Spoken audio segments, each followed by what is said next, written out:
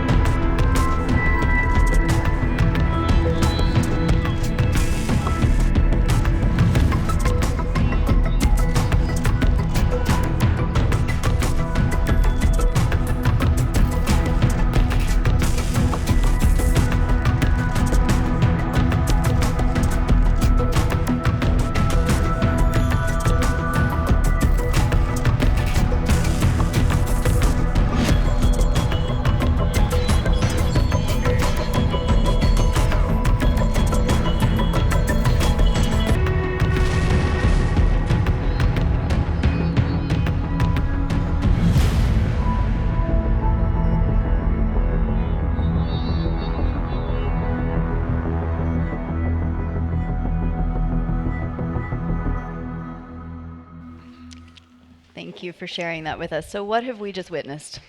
I think one of the things that I see happening on the battlefield right now is that this all started out as counter UAV. So we're all talking about, defending against flying drones, flying robots. In my view, what we are seeing right now in Ukraine is this is not limited to the air domain. There are UGVs, there are underwater USVs. So going forward, the threat or the challenge is much, much larger than just, downing drones, downing Shaheeds. It's really the robotic warfare component. Robots on one end, robots on the other end, whether that's on land, at sea, in the air.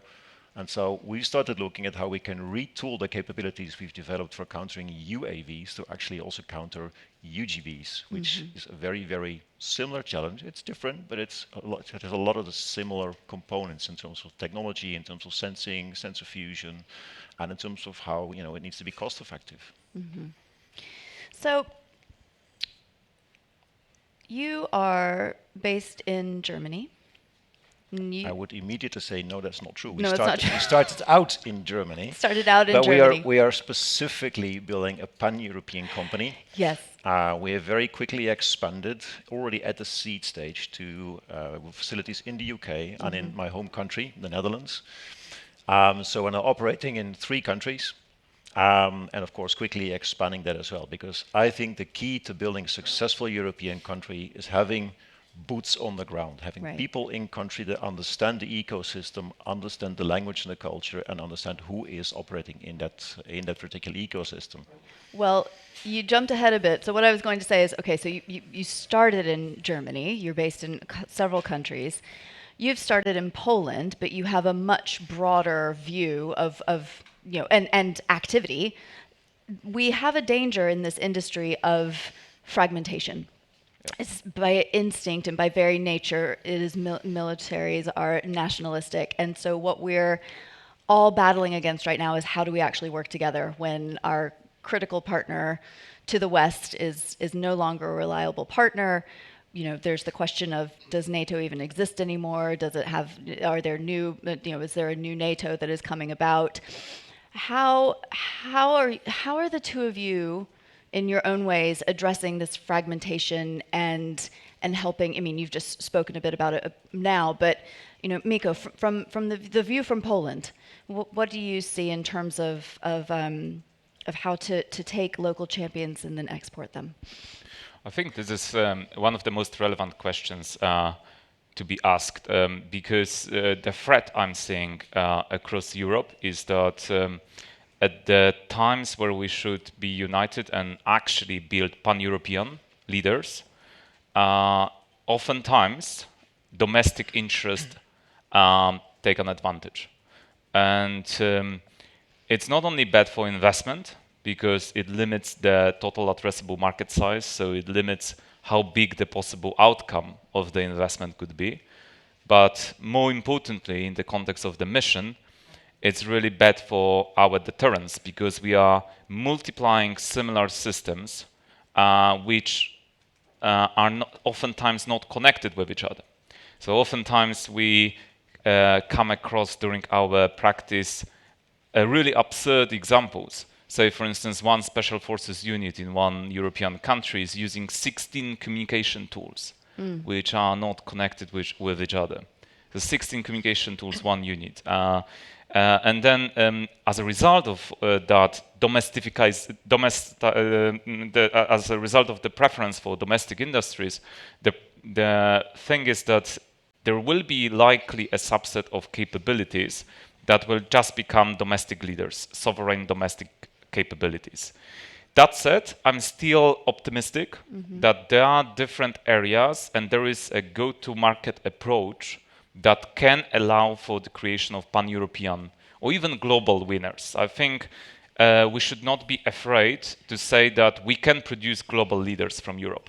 We may not need to just limit ourselves to the European opportunity. We have multiple examples actually across industries of actually world-leading companies. We've got ISI, for instance, in SAR radars and satellites. We've got ASML from the Netherlands when it comes to the production of cheap designs. We've got Blue Force in Finland when it comes to the cooling machines, and all sorts of many other examples. We have even in Poland a global leader responsible for 90% of the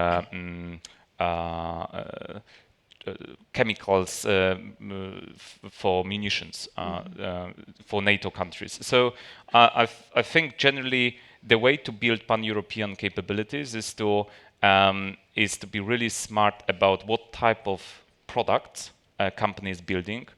They surely have to be differentiated across the continent, and being very smart about go-to-market strategies. And one of the ways of doing that is to create the system from scratch to be interoperable and to have a plug-in capability with other systems that are active in different domestic countries. So maybe Jan-Hendrik could elaborate a little bit on that, because this is one of the features of Alpine Eagle.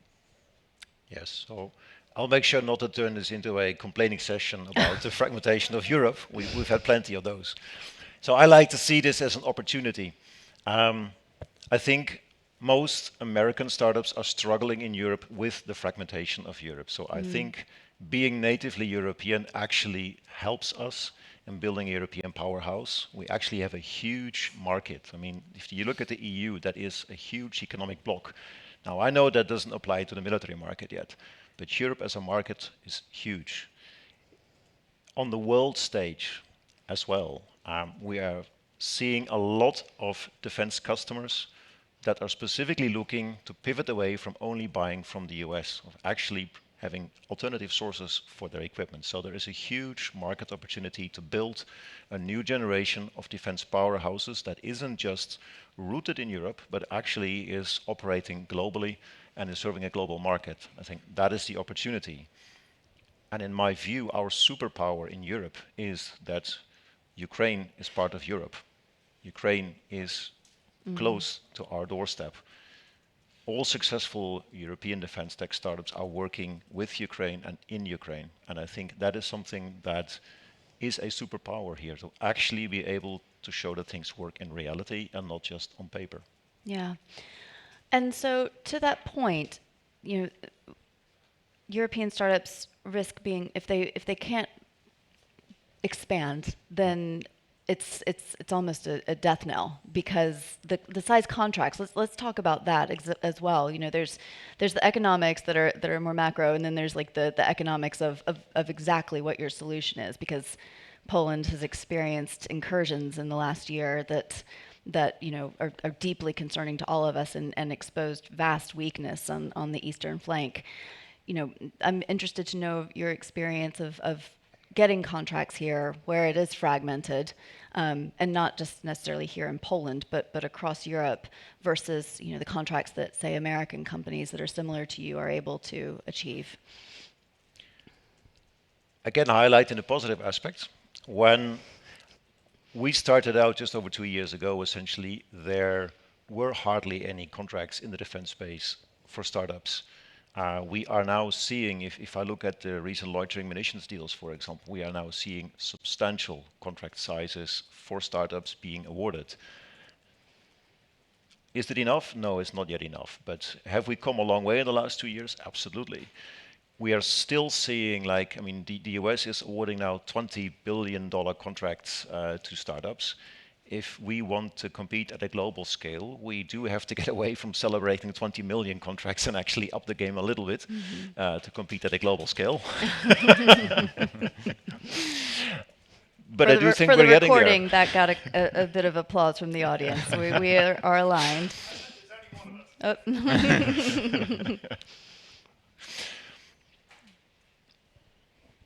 Oh, you finished. Okay, thank you. So, Miko. I think on that note, I also see the positive changes. It is not unusual across our portfolio to see that actually these companies in defense are growing much more aggressively than companies in, say, for instance, cybersecurity or privacy and so forth. So somehow the funders are able to unlock first revenues.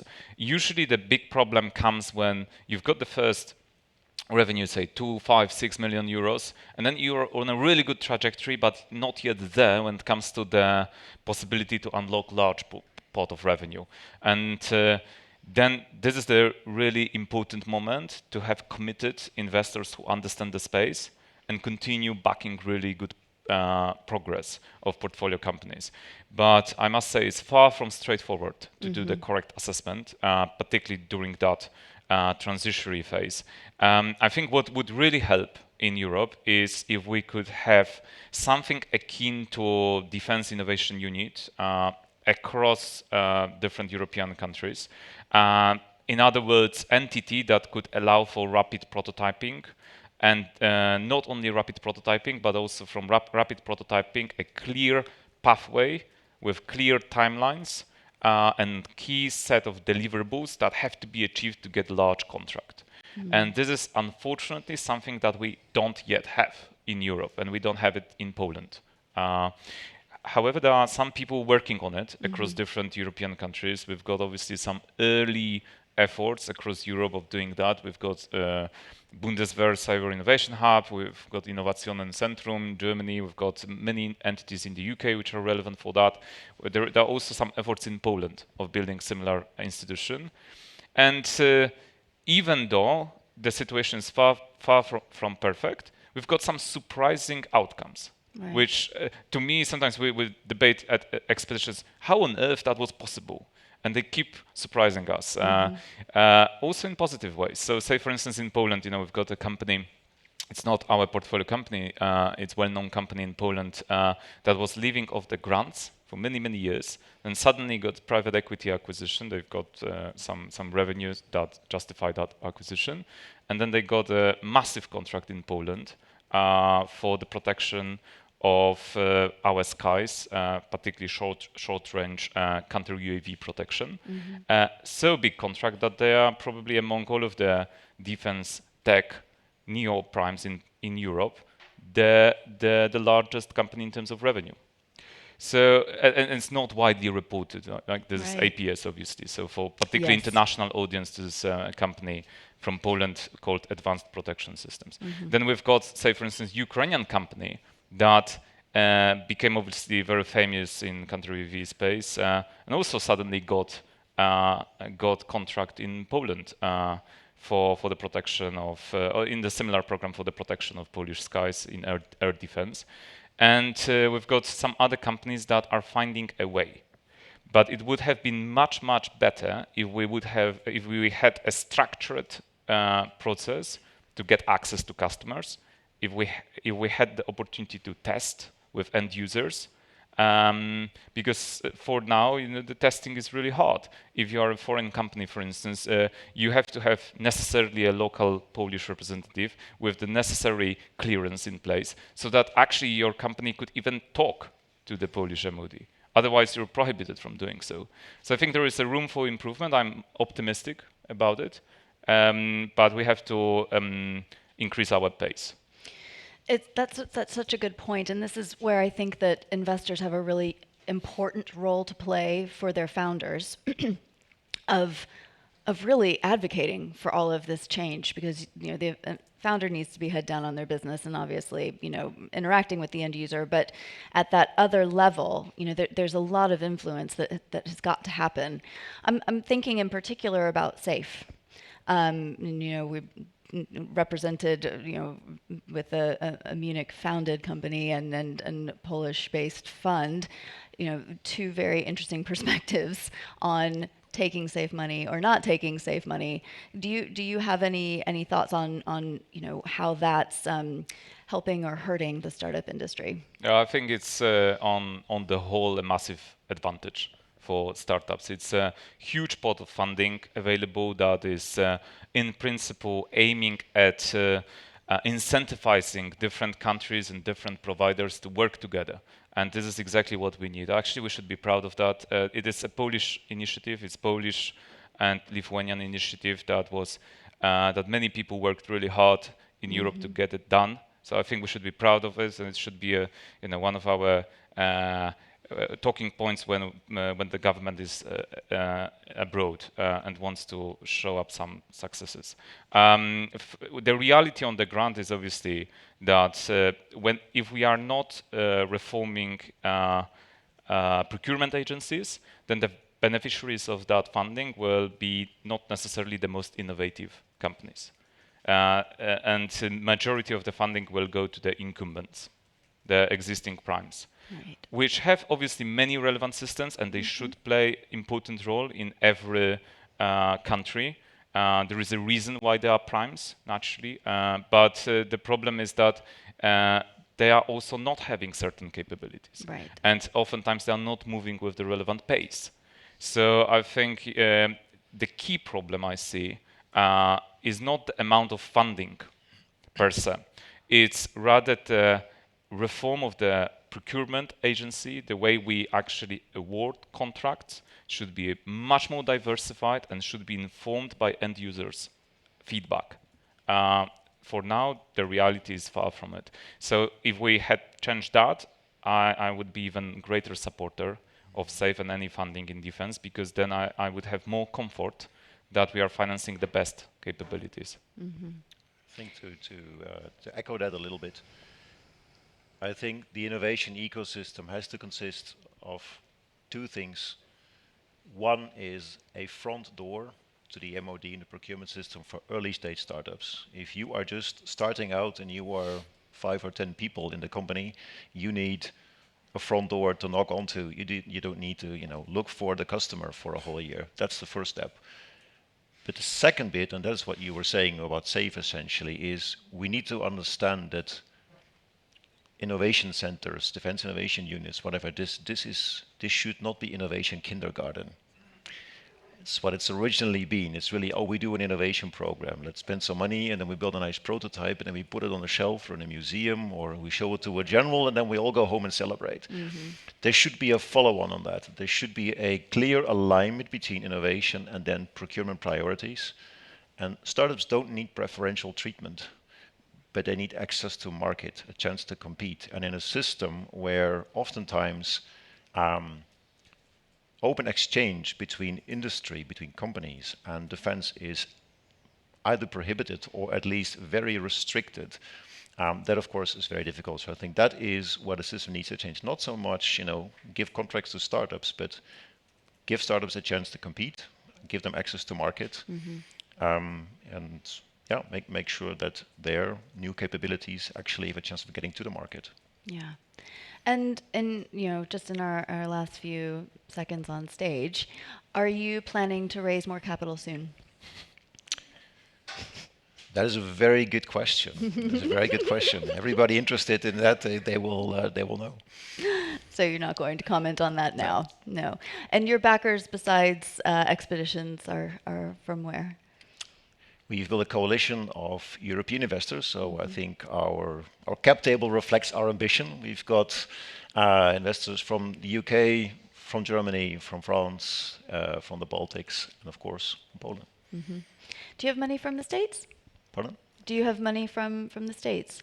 We also have General Catalyst Right. invested in our company as well from States, yes. Last time I checked, it was a European fund. Exactly.